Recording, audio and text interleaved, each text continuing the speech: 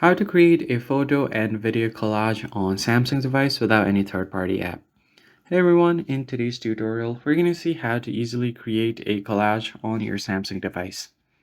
The very first thing you want to do is open up your gallery and find the images that you want to create a collage from. Let's say I have these 5 images up top. I want to create a collage from them. What I can do is long press on them to select all 5 of them like this. And then I can go to create. Now you can either create a GIF, collage, or a movie. I can just click on collage at the bottom. And then it will give you all of these available layouts.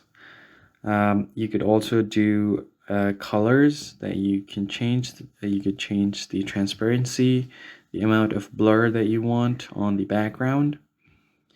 Let's say if I just keep it at this. Then let's go to frames. There are so many frames that you can use from. Right, so let's just do this one. I'll just do this. This one looks pretty nice.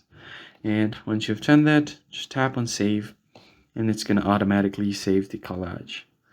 Now it's going to create a new folder for you for the collage. So let me just show you guys.